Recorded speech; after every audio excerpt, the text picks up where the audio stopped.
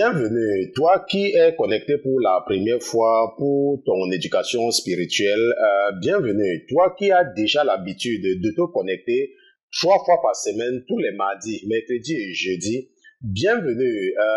Si c'est par hasard, peut-être tu étais sur Internet, tu cherchais une radio en français et tu es tombé sur quelque chose qui a attiré ton attention. Bienvenue, vous qui nous écoutez du côté, n'est-ce pas, de l'Afrique, n'est-ce pas, nous saluons tous ceux-là qui nous écoutent, surtout du côté de la Côte d'Ivoire. Je ne vous oublie pas, je sais que vous êtes très nombreux en Côte d'Ivoire à nous suivre. Je remercie le Seigneur Jésus-Christ pour vos vies. Bienvenue à toi, ce père de famille, à toi, cette maman qui a eu la sagesse de réunir tes enfants avec toi 3 fois par semaine pour votre éducation spirituelle familiale. Bienvenue ma soeur, bienvenue mon frère. Je remercie le Seigneur Jésus-Christ pour ta vie. Je remercie le Seigneur Jésus-Christ pour vos vies. Je le remercie d'avoir mis dans vos cœurs de vous intéresser aux choses spirituelles. La parole de Dieu nous enseigne dans le premier livre des prophètes Samuel et Nathan. La parole de Dieu nous enseigne dans 1 Samuel chapitre 10, versets 5 à 7. La parole de Dieu dit qu'après cela, tu viendras à Gibéa Elohim, où est la garnison des Philistins, et il arrivera qu'en entrant dans la ville, tu rencontreras une troupe de prophètes descendant du haut lieu, ayant devant eux une lyre, un tambour, une flûte et une harpe, et qui prophétiseront. Alors l'Esprit de l'Éternel te saisira, et tu prophétiseras avec eux, et tu seras changé en un autre homme. Et quand ces signes te seront arrivés, fais tout ce qui se présentera à faire, car Dieu est avec toi. Samuel avait dit à Saül que lorsque tu vas rencontrer certaines personnes, ils seront en train de prophétiser et immédiatement, l'Esprit de l'Éternel va descendre sur toi et toi aussi, tu vas commencer à prophétiser et cet esprit va te transformer en une nouvelle personne. La parole de Dieu dit que dès que cet esprit va entrer dans toi, tout ce qui va se présenter à toi de faire, fais-le parce que Dieu est avec toi. Je ne sais pas si tu es le genre de chrétien qui croit qu'il peut comprendre la Bible en utilisant des raisonnements cartésiens.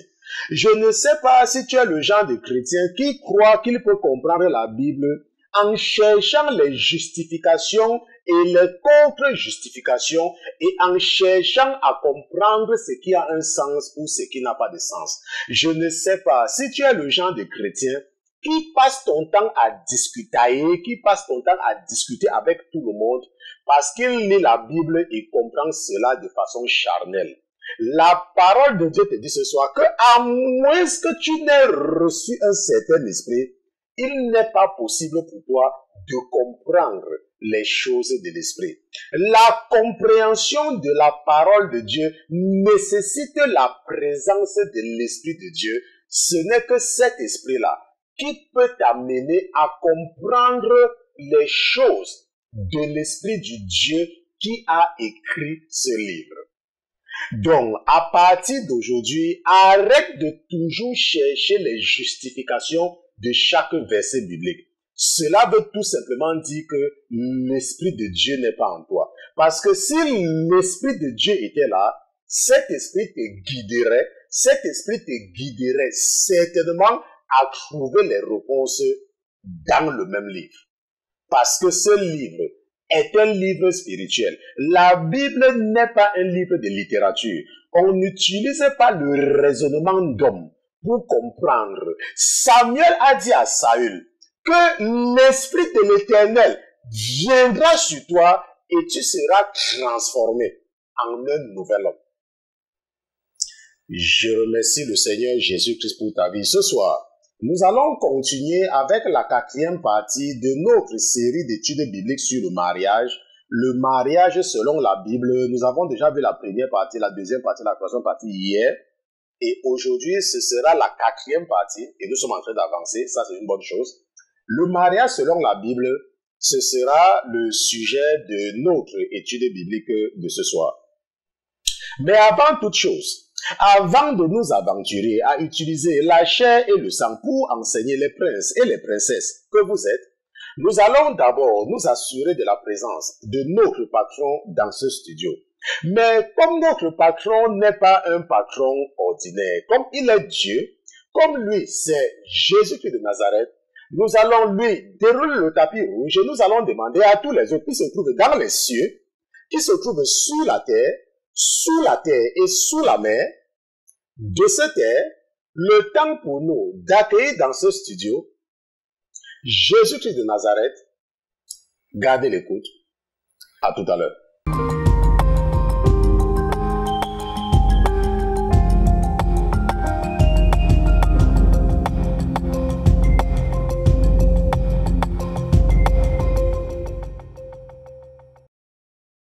Tous les anges louent ta sainteté, Seigneur Jésus, les séraphins et les chérubins et les 24 vieillards louent ta sainteté nuit et jour. Ils chantent Saint, Saint, Saint, 3 fois Saint est l'agneau de Dieu. Nous savons que tu es Saint, Seigneur Jésus, et nous savons que ton degré de sanctification n'est pas égalable, que nous ne pouvons pas atteindre ce degré de sanctification.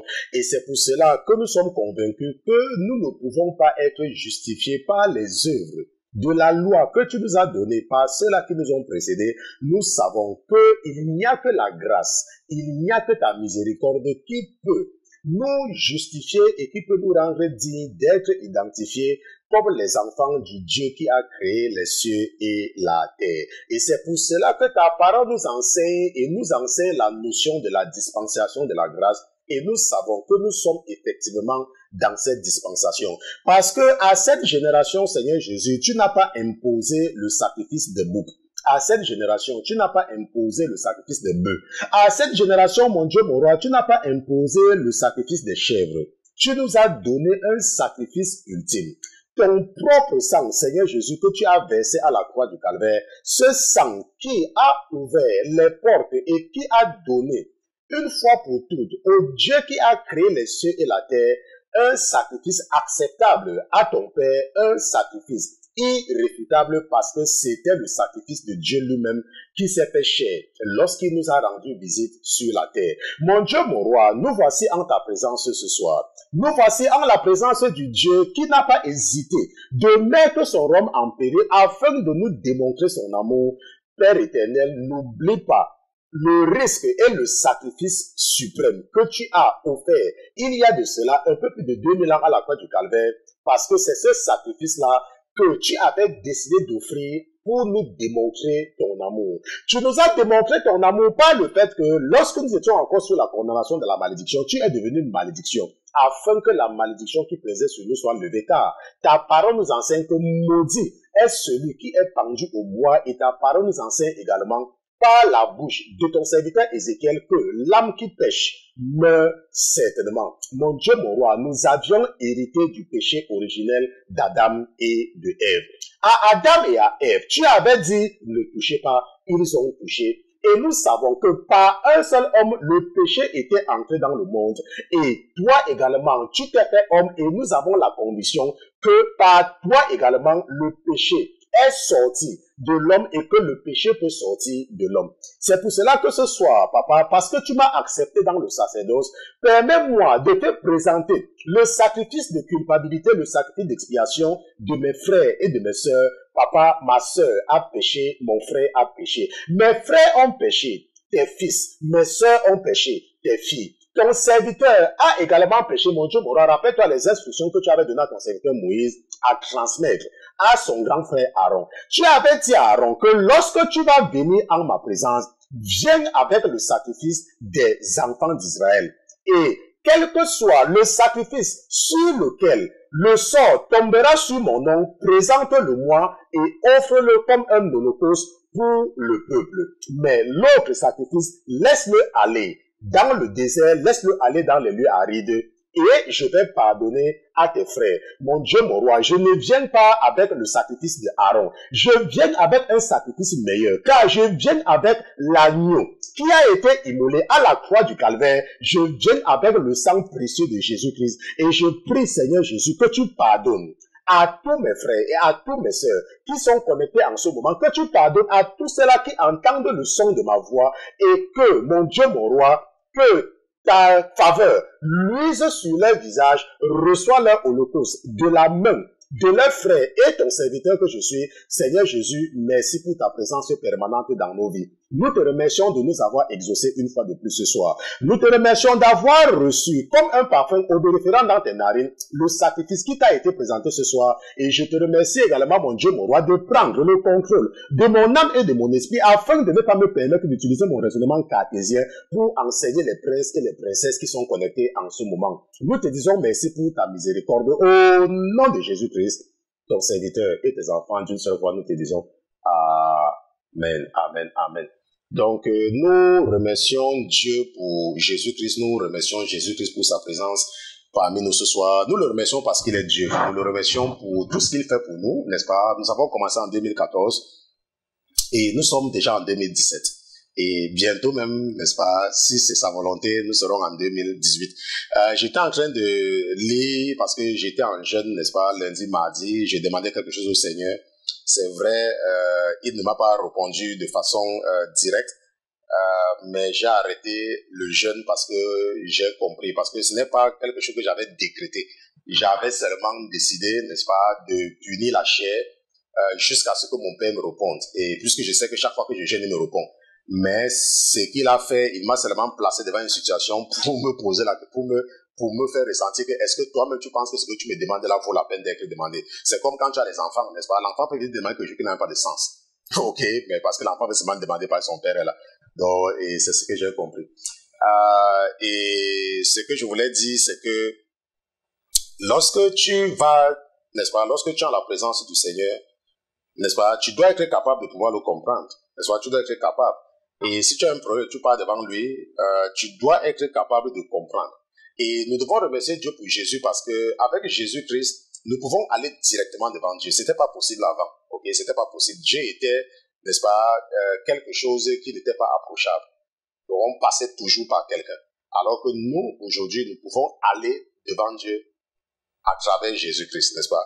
Ce ne sont que les sacrifices, n'est-ce pas, qui demandent encore que nous passons par quelqu'un. Mais nous pouvons, n'est-ce pas, directement nous adresser à Dieu au nom de Jésus. Et ce soir, nous allons continuer avec notre série d'études bibliques sur le mariage selon la Bible. Et nous allons commencer avec notre texte de base, Genèse chapitre 2, verset 18 à 25, qui est notre texte de base, n'est-ce pas? Et l'Éternel Dieu dit, il n'est pas bon que l'homme soit seul. Je lui ferai une aide semblable à lui, et l'Éternel Dieu forma de la terre tous les animaux des champs et tous les oiseaux des cieux, et il les fit venir vers Adam, pour voir comment il les nommerait, et que tout nom qu'Adam donnerait à chacun des êtres vivants fût son nom. Et Adam donna des noms à toutes les bêtes et aux oiseaux des cieux, et à tous les animaux des champs, mais pour l'homme il ne trouva point d'aide semblable à lui. Et l'Éternel Dieu fit tomber un profond sommeil sur Adam, qui s'endormit, et il prit une de ses côtes et resserra la chair à sa place. Et l'Éternel Dieu forma une femme de la côte qu'il avait prise d'Adam, et la fit venir vers Adam. Et Adam dit, celle-ci enfin est os de mes os et chair de ma chair. Celle-ci sera nommée femme en hébreu, Isha, car elle a été prise de l'homme, en hébreu, Ish. C'est pourquoi l'homme laissera son père et sa mère et s'attachera à sa femme et ils seront une seule chair. Or, Adam et sa femme étaient tous deux nus et ils n'en avaient point honte. Ça, c'est notre texte de base, Genèse chapitre 2, verset 18 à 25. La semaine dernière, nous avons posé les fondations de cette série d'études bibliques. Surtout parce que de plus en plus, il y avait trop de questions, n'est-ce pas, qui venaient, n'est-ce pas, trop de questions sur le mariage. Et à un moment donné, n'est-ce pas, l'esprit, n'est-ce pas, que j'ai reçu dans la maladie m'a convaincu qu'il fallait que je m'élabore sur ce sujet. Et je suis persuadé que ce sujet va, n'est-ce pas, sauver beaucoup de personnes. Et nous avons donc mis les fondations la semaine dernière. Et jeudi, nous avons commencé avec la première, mercredi, nous avons commencé avec la première partie. on n'a pas pu être ensemble jeudi. Hier, mardi, on n'a pas pu être ensemble. Hier, nous avons continué avec la deuxième, n'est-ce pas, avec une autre partie. Et ce que nous avons compris hier et ce que nous avons compris, si tu n'as pas compris, c'est pour ça que parfois je fais des rappels, ok? C'est que nous avons finalement compris que en étudiant les cas de mariage de Isaac et de Jacob, parce que nous avons étudié ces deux cas de mariage, ce sont des cas d'école, Dieu nous raconte ça parce que ce sont des cas d'école, nous avons compris, n'est-ce pas, que nous avons compris qu'une femme, qu'un homme peut quitter son père et sa mère, comme nous avons vu dans notre texte de base, que l'homme laissera son père et sa mère et s'attachera à sa femme. Mais nous avons vu qu'une femme ne peut pas seulement quitter la maison de son père. Ok, nous avons vu en étudiant le cas d'Isaac et de Jacob, n'est-ce pas, qu'une femme ne peut pas seulement quitter la maison de son père. N'est-ce pas, nous avons compris que c'est la famille de la femme qui donne, n'est-ce pas, leur fille à un homme. Et c'est ça qui fait la différence entre une femme qui vit dans la fornication, dans le péché, et une femme qui se dit mariée. N'est-ce pas? C'est ton père, n'est-ce pas? C'est ta famille qui doit te donner à l'homme. Tu ne peux pas dire que tu vas te lever un matin, tu quittes tes parents et tu vas vivre avec quelqu'un, tu dis que tu es marié. Tu n'es pas marié. Tu es en train de vivre dans le péché. Ça s'appelle, n'est-ce pas? Ça, c'est la fornication. Ça, c'est même d'abord l'impudicité. C'est l'immoralité sexuelle. Est-ce qu'on se comprend? Et nous avons également compris que lorsque nous sommes partis dans le livre de Nombre chapitre 30, la Bible nous a montré l'importance spirituelle, n'est-ce pas, du père de la fille. Parce que la Bible nous a dit que si une femme prend même un vœu, ça veut dire qu'une femme décide même d'aller se marier à l'église, ou alors elle prend un engagement devant Dieu. La Bible dit que si le père de la fille entend, il peut annuler cela. S'il entend, il peut annuler, il peut le laisser. Mais s'il entend, il peut annuler. Ça, c'est ce que nous avons vu dans Nombre chapitre 30. Et nous avons pris ce cas-là pour faire ressortir, n'est-ce pas, l'importance, la place capitale du père de la fille, n'est-ce pas, devant Dieu. Donc, il est important, si tu dis que tu veux prendre la fille de quelqu'un, que son père soit d'accord. En fait, c'est ce que cela veut dire. Le pasteur chrétien n'est pas toujours obligé de vous raconter les choses jusqu'à aller en profondeur. Non, non. Parfois, vous devez utiliser. Le père de la fille doit être d'accord. S'il n'est plus en vie, il y a certainement quelqu'un qui peut le représenter. À moins que ce ne soit une personne qui n'a ni père, ni mère, ni frère, ni soeur et tout. Et que tu dis que, ok, je vais faire comment? En ce moment-là, tu peux dire que, ok, vous pouvez dire que vous partez à la mairie. Parce que votre Dieu n'est pas un militaire, n'est-ce pas? C'est un Dieu qui, ok, et en fait, c'est lui, il est la source de l'intelligence, il comprend. Mais tu ne vas pas me dire qu'une fille est là, son père est là, parce que son père ne t'aime pas, tu prends l'enfant de Dieu, tu pars l'épouser quelque part pour dire que vous êtes mariés. Non.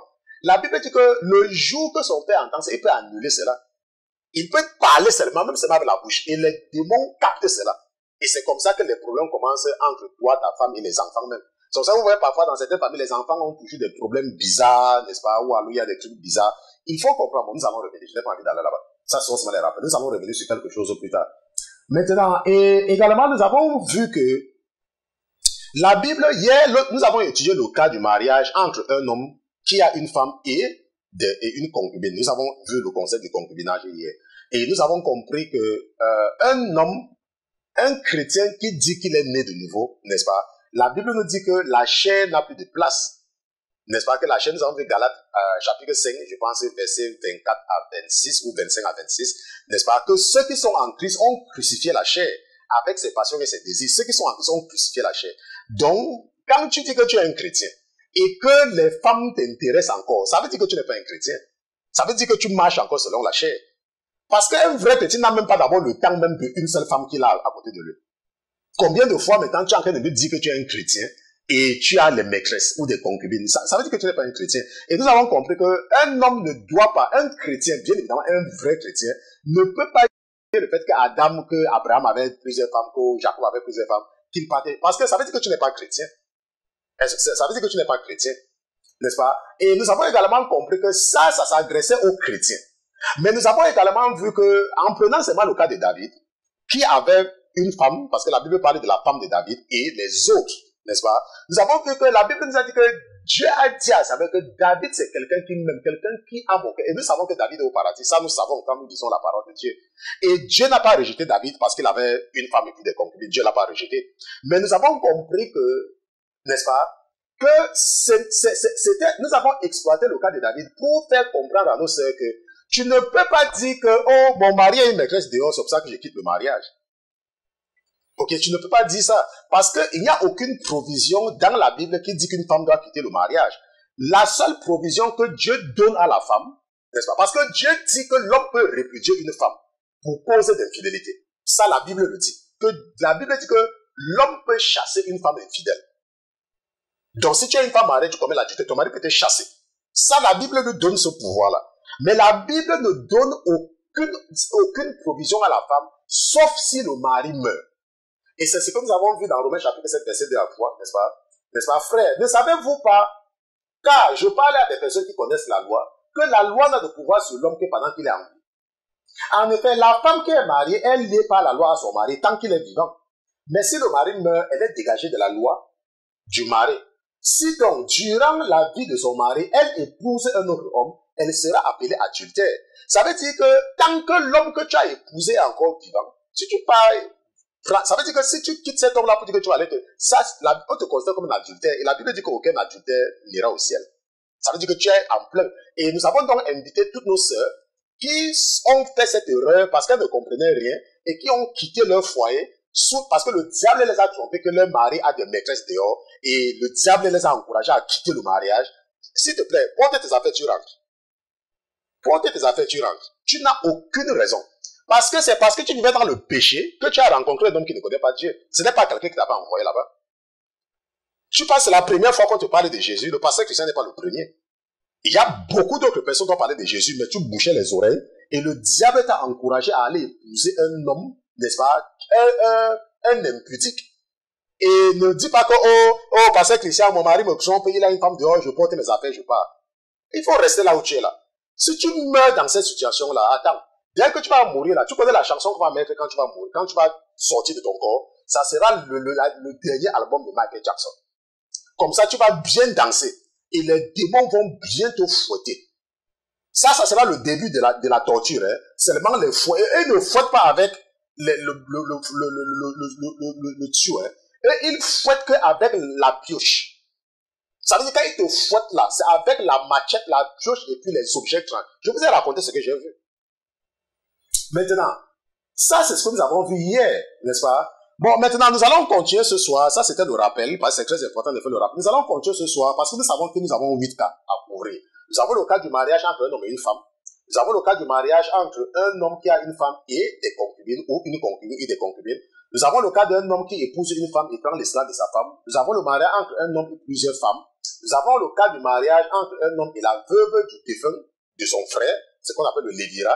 Nous avons le mariage entre un homme et une victime violée. Le mariage entre un soldat et une femme prisonnière de guerre, le mariage entre un homme esclave et une femme esclave. Ça veut dire que les deux sont en esclavage et ils veulent se marier, qui les confère, n'est-ce pas, le droit d'être mari et femme. Maintenant, nous avons déjà étudié les deux premiers cas. Ça veut dire que le mariage entre un homme et une femme et le mariage entre un homme qui a une femme et des concubines. N'est-ce pas, nous avons étudié, n'est-ce pas, ces cas-là.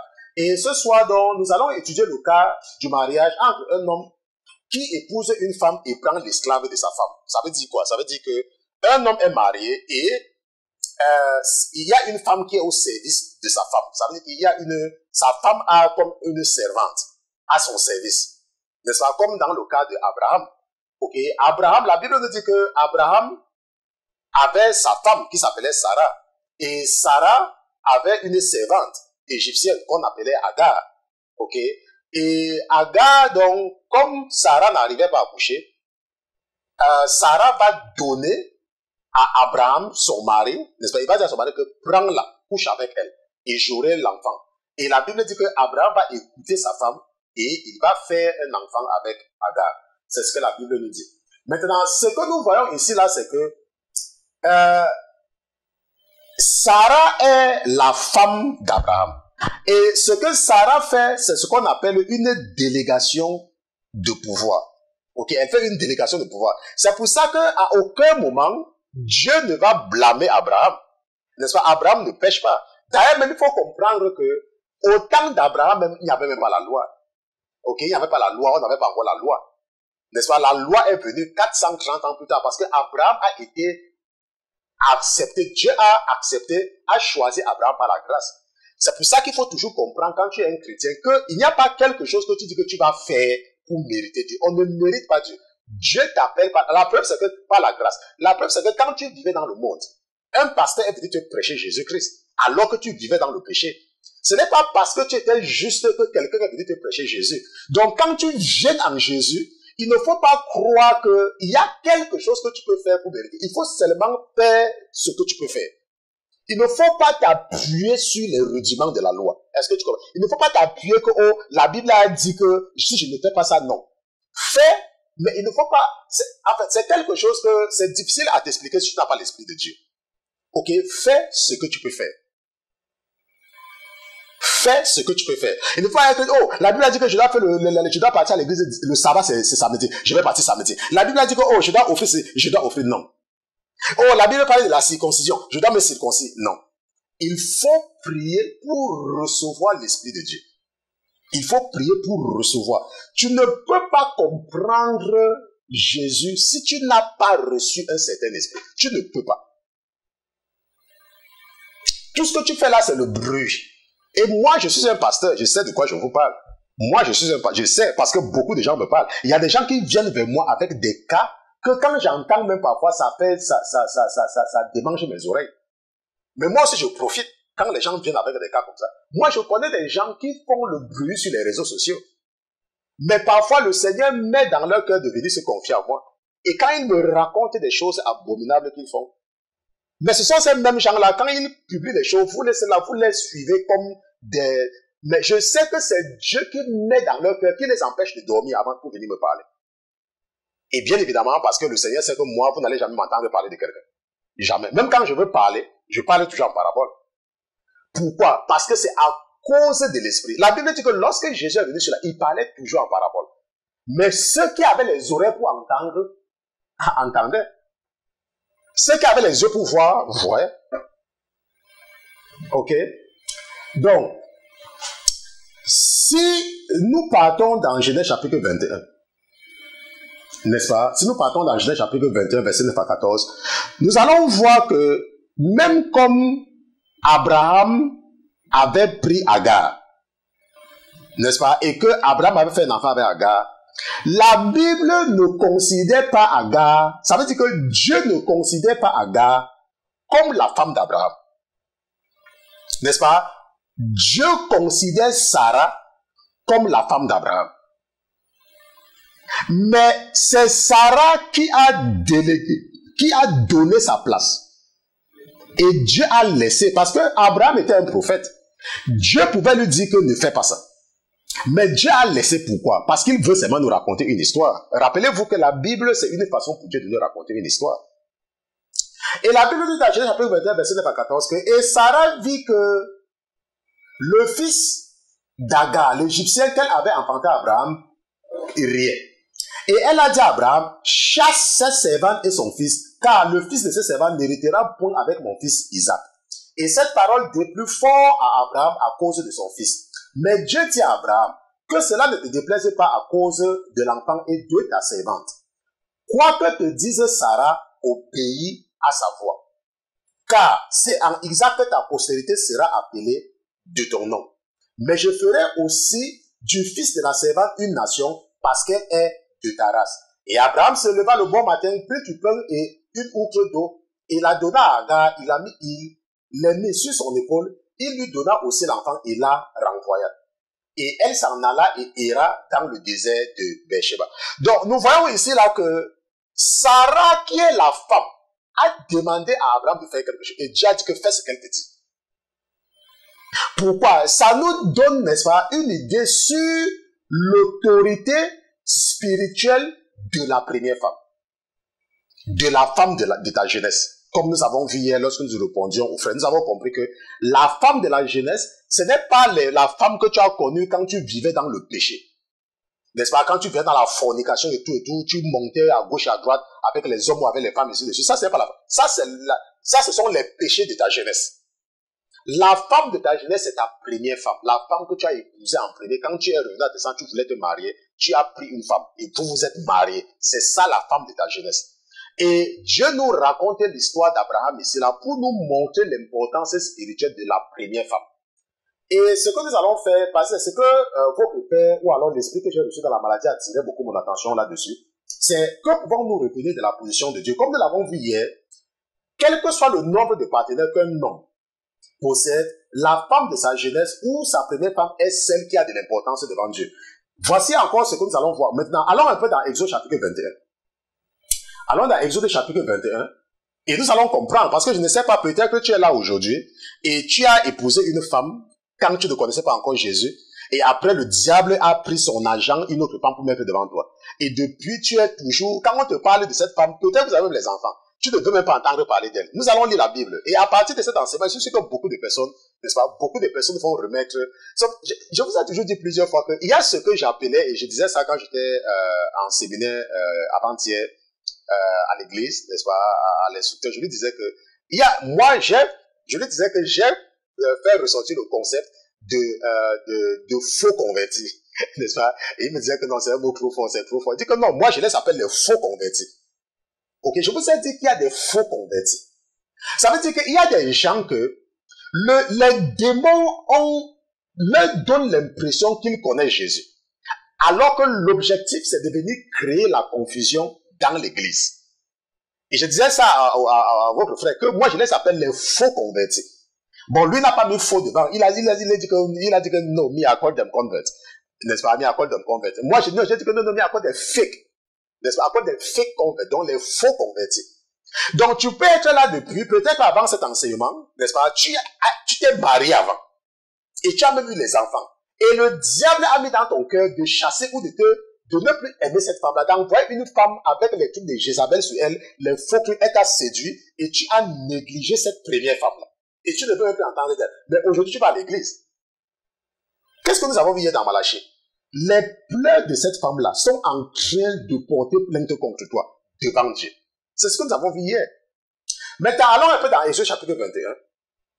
La Bible dit, Exode chapitre 21, verset 7 à 10, la Bible dit, si quelqu'un vend sa fille pour être esclave, elle ne sortira point comme sortent les esclaves. Si elle déplaît à son maître, écoute très bien, si elle déplaît à son maître, qui se l'était destiné, il la fera racheter, il n'aura point le pouvoir de la revendre à un peuple étranger, après l'avoir trompée. Mais s'il la destine à son fils, il fera pour elle selon le droit des filles. S'il en prend une autre, écoute maintenant très bien, s'il en prend une autre, il ne retranchera rien pour la première à la nourriture, aux vêtements, ni à la cohabitation. Ça veut dire quoi? La Bible dit que, supposons que tu as pris une femme. Tu as pris une femme au départ. Tu as pris une femme. C'est pour ça que la Bible dit que si quelqu'un vend sa fille pour être esclave, n'est-ce pas? Ça veut dire que si toi qui as pris cette fille, tu es parti doter une fille. On t'a donné une dot de 13 millions, 20 millions, n'est-ce pas? Tu l'as pris.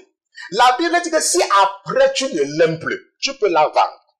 La Bible te dit ça, que tu peux la vendre, mais pas à un étranger. Mais la Bible dit que si tu décides de la garder, ça c'est le cas d'une esclave, hein. Juste pour te montrer l'importance que la première femme occupe devant Dieu. La Bible dit que si elle ne te plaît plus, et que tu décides que tu vas prendre une autre femme, la Bible dit que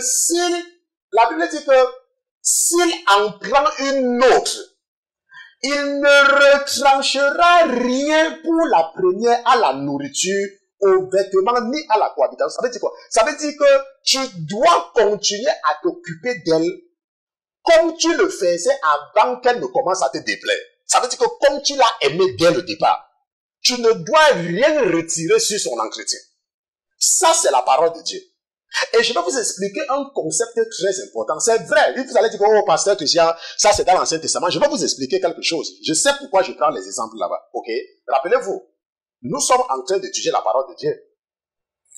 Et je vous ai dit que les 5 premiers livres de la Bible nous enseignent, n'est-ce pas, la mentalité de Dieu. La Bible dit que si tu épouses une femme, et qu'après elle ne te plaît même plus, la Bible dit que tout ce que tu lui donnais avant, parce que tu as décidé de faire une autre femme, tu ne dois même pas enlever rien, même $1. Elle doit avoir le même traitement. Ça sont les paroles du pasteur Christian. Hein. Ça, c'est dans la Bible. Moi, je n'ai pas écrit la Bible. Moi, le pasteur Christian n'a rien écrit. Moi, j'étais malade, j'étais en train de mourir. J'ai dit, mon Dieu, pardonne-moi. Je ne vais plus pécher. Je vais même te servir. Il a dit, oh, tu vas me servir? Ok. N'est-ce pas? Boum. Et c'est comme ça. Donc, moi, je n'ai rien écrit. Je n'étais même pas là quand on écrivait ça. Mais c'est ce que la Bible dit. Parce que tu es là, Tu dis que oh, la femme là m'a fait ceci, elle m'a fait ceci, elle m'a fait cela, elle m'a machin, un truc. Parfois, elle t'a même rien fait. Parce que le diable a envoyé une Jézabel dans ta direction qui t'a séduit, comme on avait séduit les enfants d'Israël dans la plaine de Moab. Tu es tombé dans le piège du diable. Et tu as commencé à ne plus aimer cette femme-là. Et tu ne t'occupes plus d'elle. Mais tous les dimanches, tu te lèves, tu vas à l'église. Et jusqu'à même, tu espères même que tu vas aller au paradis. Fais-moi rire. Donc tu vas aller au paradis. Alors que tu ne t'occupes pas de ta femme. La femme que tu as épousée, tu es parti chez ses parents, tu l'as pris jusqu'à l'amener à la mairie, tu l'as épousée. Tu ne t'occupes pas d'elle, mais tu vas à l'église et tu dis que tu es un ancien d'église. Tu dis que tu es un diacre dans l'église. Tu dis même que tu es le meilleur ami du pasteur. Oh, pasteur! Et même ton pasteur est un prophète. Et comme ton pasteur est prophète et que ton pasteur ne t'a jamais montré ça, tu dis que oh, ce n'est pas important. Nous allons voir ça tout à l'heure. Et tu vas partir au paradis. Tu blagues. Tu vois, il faut, parce que vous croyez que les seules personnes qui vont partir au paradis sont les femmes qui portent les pantalons. Hein. Donc vous croyez que c'est seulement eux là-bas. Par exemple, quand tu entends que oh, les femmes avec ceci, tu es content parce que tu n'as jamais vu ce qui s'adresse à toi-même. Le paradis là, ce n'est pas tout le monde qui part là-bas. Hein. Maintenant, nous allons même encore voir un autre aspect. Toujours l'importance de la première femme. Allons un peu dans Deutéronome chapitre 21. Ça, c'était Exode 21. N'est-ce pas? Et rappelle-toi, c'était dans Genèse 21 que Dieu nous a raconté le premier cas. Et dans Exode 21, toujours le même nombre.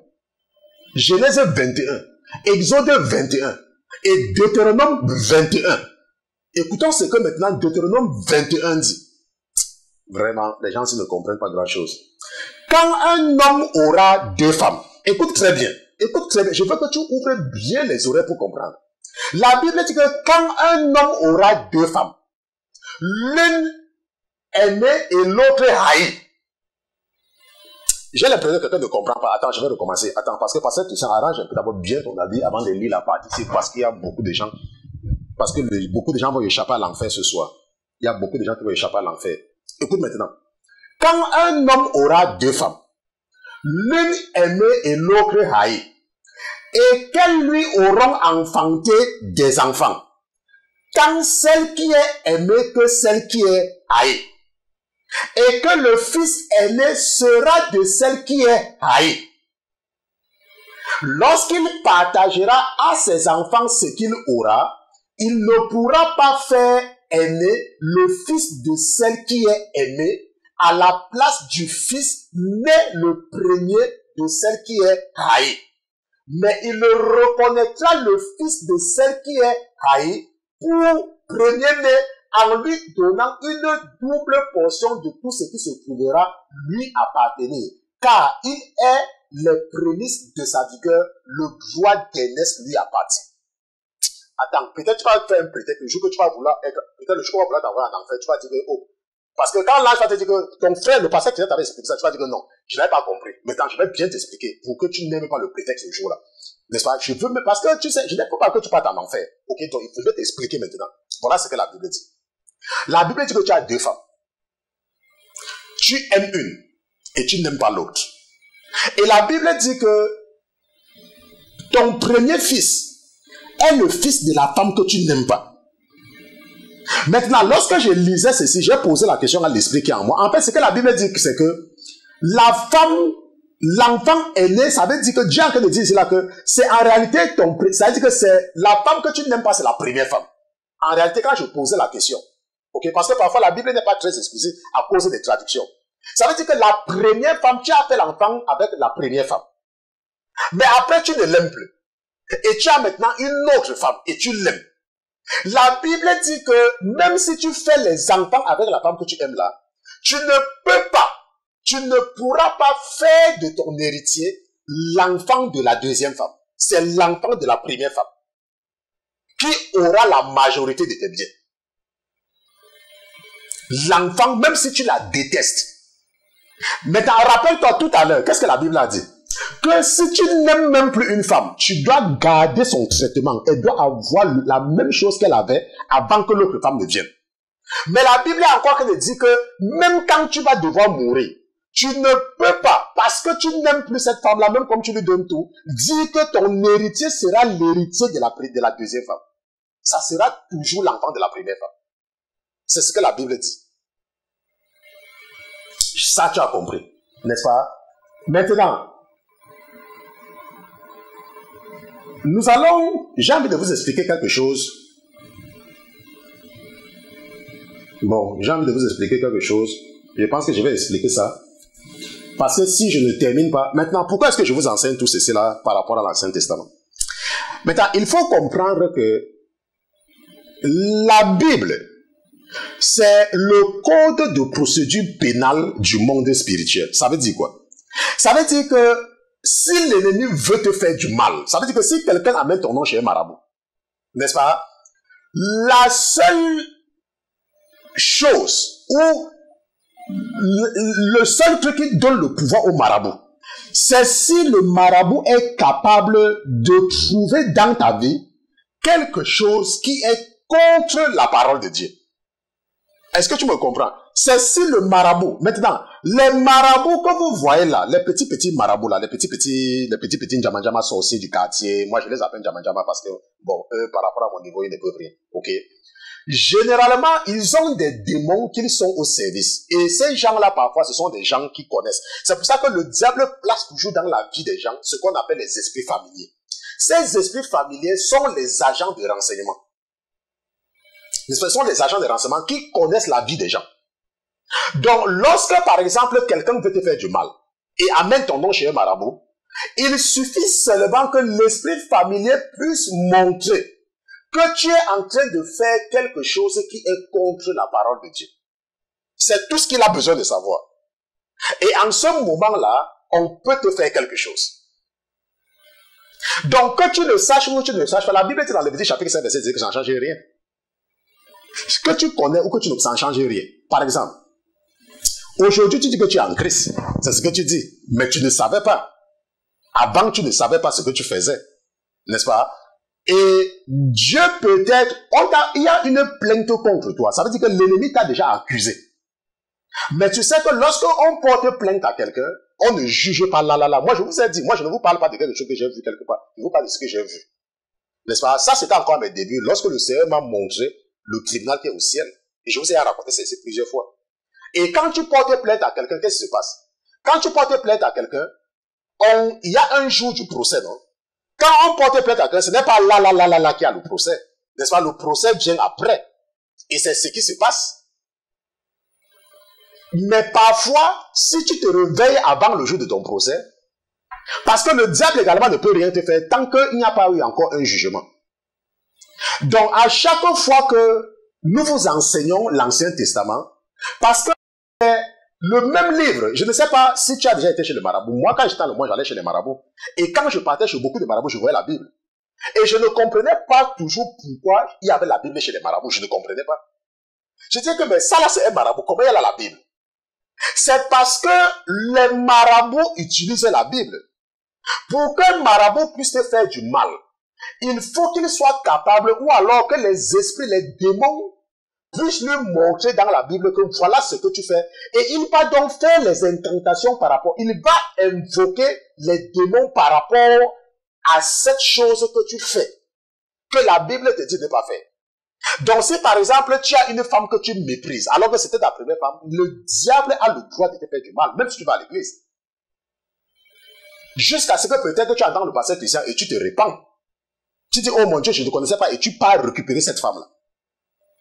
Est-ce que tu me comprends? Ça, c'est très important de comprendre. Maintenant, nous allons maintenant voir le cas du mariage. Donc, ce cas-là nous a permis de voir l'importance, n'est-ce pas? Nous avons déjà vu qu'un homme peut prendre l'esclave, la servante de sa femme, si sa femme lui donne le pouvoir, mais Dieu ne considère pas la servante. Dieu considère sa femme. Ok, Dieu considère sa femme. La preuve, c'est que lorsque Sarah a demandé à Abraham de chasser Agar, Dieu a dit il faut la chasser. Écoute, c'est qu'elle dit chasse-la. Et Abraham l'a chassée. Maintenant, nous allons voir maintenant le cas du mariage entre un homme qui a plusieurs femmes. N'est-ce pas? Et c'est ce que nous appelons, n'est-ce pas, la polygamie. N'est-ce pas, le mariage entre un homme qui a plusieurs femmes.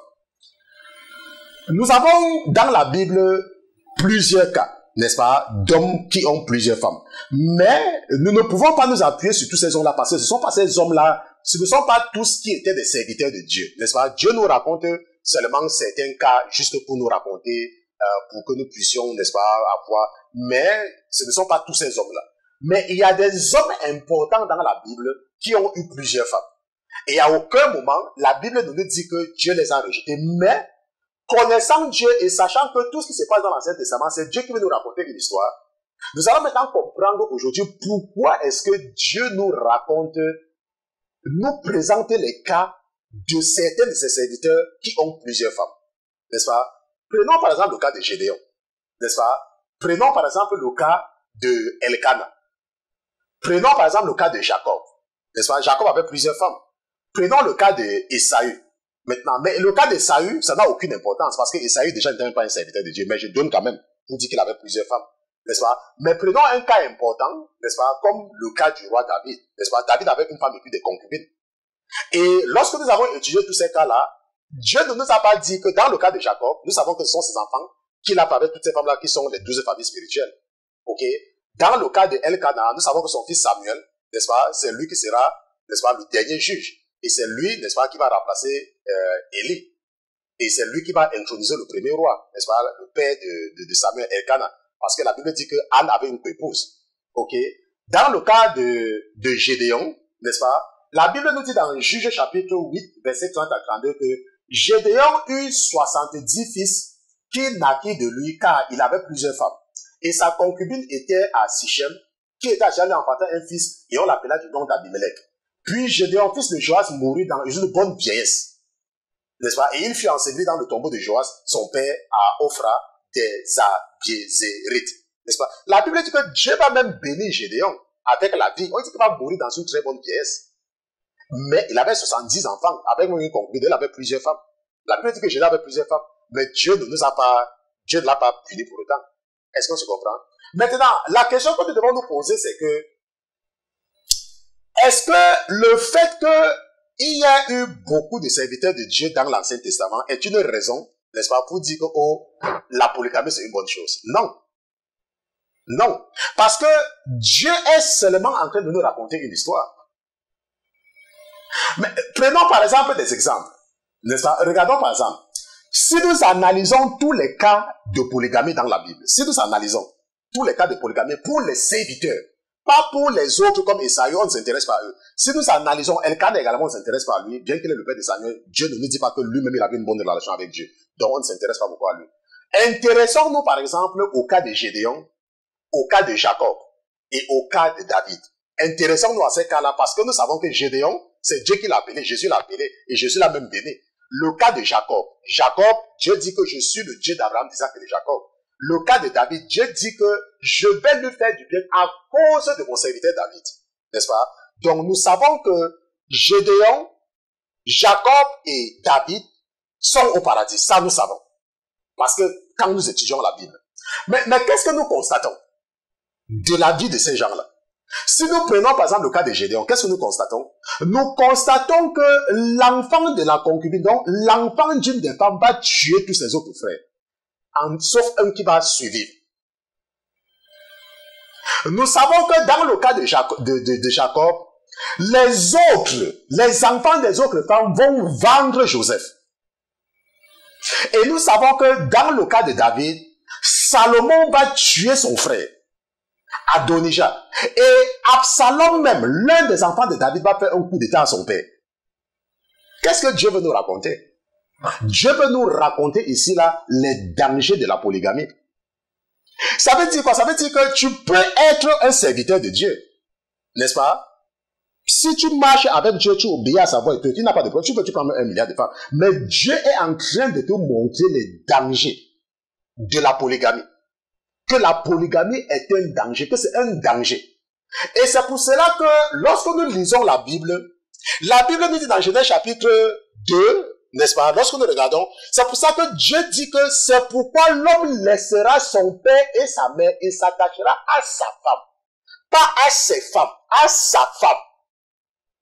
Donc il y a toujours un danger lorsqu'un homme a plus d'une femme. Si tu vas voir le cas de Gédéon, il faut aller lire toi-même Juge chapitre 9. Et tu vas voir comment Abimelech va tuer tous ses frères. Un seul va échapper. Si tu veux voir, par exemple, le cas de Salomon qui va donner l'ordre qu'on tue Adonijah, son frère, va dans 1 Roi chapitre 2, versets 22 à 25. Si tu veux voir comment Absalom a fait le coup d'état à son propre père David, n'est-ce pas? Va dans 2 Samuel chapitre 15. Tu vas voir tout cela. Et tout ça, c'est quoi? Les conséquences de la polygamie. Maintenant, la question qu'on peut se poser, c'est que, mais pourquoi est-ce que Dieu a donc instauré le mariage? Pourquoi?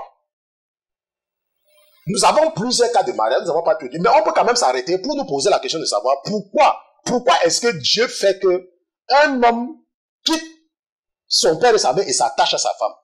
Pourquoi? Rappelle-toi, la Bible nous dit que tout ce qui se passe dans l'Ancien Testament, c'est pour notre instruction. C'est Dieu qui veut nous raconter une histoire.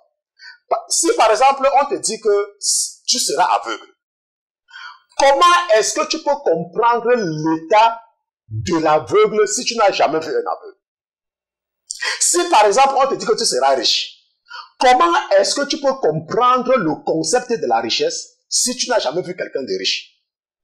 Si par exemple, on te dit que tu seras stérile, comment est-ce que tu peux comprendre le concept de la stérilité si tu n'as jamais vu une femme qui n'a pas d'enfant?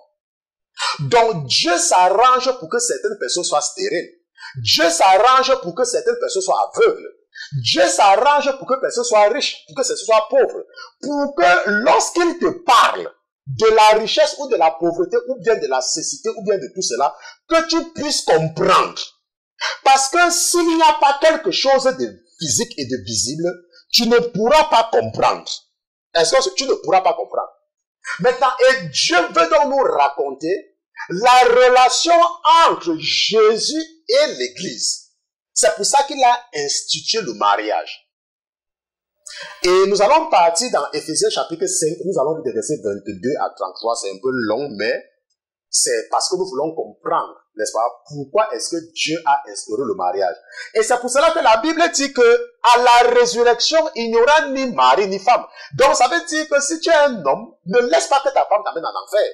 Parce que ce que tu es en train de vivre avec ta femme, ce n'est que Dieu qui est en train de raconter une histoire. En réalité, ça n'a rien à voir avec toi et ta femme, ça n'a rien à voir.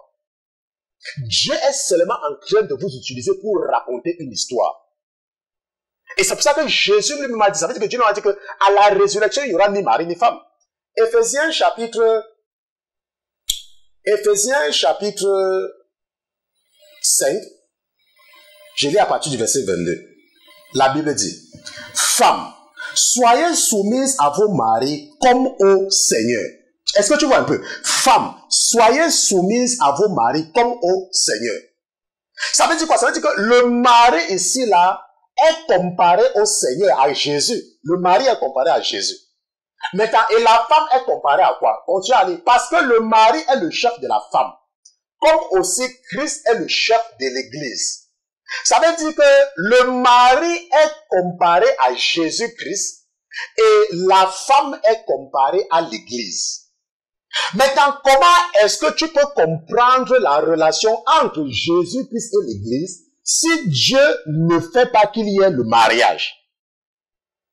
C'est pour cela que la Bible dit que, comme aussi Christ est le chef de l'Église, qui est son corps, dont il est le sauveur. Or, de même que l'Église est soumise à Christ. C'est pour ça que la Bible dit que, femme, soumets-toi à ton mari.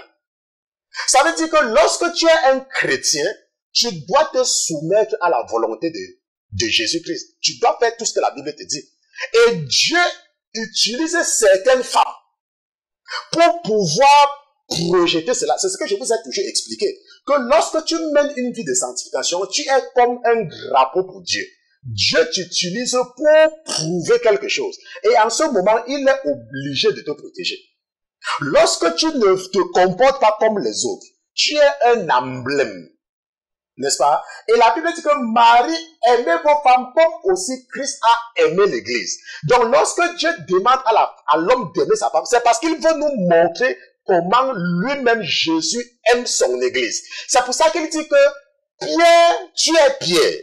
Et sur cette pierre, je bâtirai mon Église et les portes de l'enfer. C'est pour ça qu'il y a les hommes qui sont prêts à défendre leurs femmes jusqu'à la mort. Parce que c'est Dieu qui met cet amour dans l'homme pour défendre sa femme, pour nous raconter une histoire. Est-ce qu'on comprend? C'est pour cela que Dieu a instauré le mariage. Donc, si tu es une chrétienne et que parce que ton mari te dit que ne pars pas à l'église, toi aussi, bêtement, tu l'écoutes parce que tu ne peux pas perdre ton mariage, tiens-toi tranquille. Si tu meurs, Michael Jackson. Et quand on va mettre la chanson de Michael Jackson, ça sera aussi avec la chanson de George Michael. Parce que les deux sont maintenant en train de bien entretenir les démons en enfer dans le feu. N'est-ce pas? Donc c'est très important, n'est-ce pas, de comprendre, n'est-ce pas? Je devais lire entièrement, n'est-ce pas, Éphésiens chapitre 5 de 22 à 23, à 33, mais nous sommes arrivés au terme de l'étude biblique de ce soir, on a passé du temps pour cela.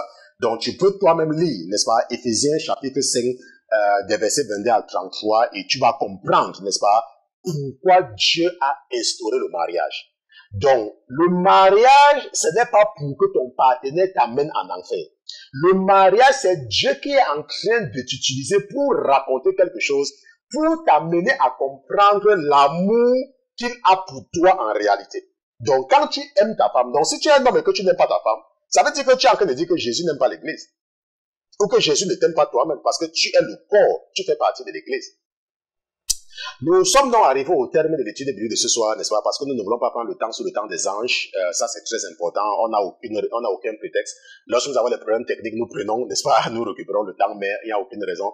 Donc, nous allons, n'est-ce pas, respecter la présence des anges qui sont dans ce studio et la présence du Seigneur, n'est-ce pas, qui est également présent. Et, n'est-ce pas, nous allons seulement vous souhaiter de passer un bon week-end, n'est-ce pas, avec le Seigneur. Je vais vous confier dans les mains de votre Père, n'est-ce pas? Et si c'était la première fois pour toi de te connecter, nous sommes la Sainteté FM, la Sainteté Télévision. Nous ne sommes pas un ministère de prospérité et d'évangélisation. Nous sommes un ministère d'enseignement. Donc, nous enseignons ceux-là qui marchent déjà avec Jésus, mais qui étaient encore victimes de la ruse, n'est-ce pas, de l'ennemi. Donc, c'est ceux-là, n'est-ce pas, notre champ, notre cheval, n'est-ce pas, de bataille. Donc, je vais vous confier dans les mains de votre Seigneur. Nous allons prier. Seigneur Jésus, je te remercie d'avoir été présent ce soir dans ce studio. Je te remercie d'avoir été présent avec nous tout au long de la semaine. Je te remercie parce que tu es Dieu. Je te remercie parce que sans toi, il nous serait totalement impossible d'aller devant Dieu. Et pour cela, mon Dieu, mon roi, je te remercie de toujours me permettre de venir en ta présence avec mes frères et avec mes sœurs. Et pour cela, je te dis merci. Merci de me permettre de les confier sous ta protection, mon Dieu, mon roi. Merci de me permettre de te demander de les couvrir avec tes ailes protectrices, mon Dieu, mon roi, rends-les invisibles dans le monde spirituel. Rends ma soeur invisible, rends mes soeurs invisibles, rends mon frère invisible, rends mes frères invisibles, rends mon frère invisible, rends tes fils invisibles. Mon Dieu, mon roi, peut-être l'ennemi a envoyé ses démons pour des représailles spirituelles, mais parce qu'ils ont écouté le son de la voix de ton serviteur, mon Dieu, mon roi, que cette voix-là se transforme en couronne de feu tout autour d'eux et les rend totalement invisibles dans le monde spirituel. Nous te disons merci pour ta fidélité. Nous te remercions surtout pour l'esprit que tu as déposé en nous, cet esprit qui nous permet de comprendre les oracles et les mystères que tu as cachés à ceux-là qui se croient sages alors qu'en réalité ils sont fous. Nous te disons merci au nom de Jésus-Christ, ton serviteur et tes enfants d'une seule voix. Nous te disons Amen.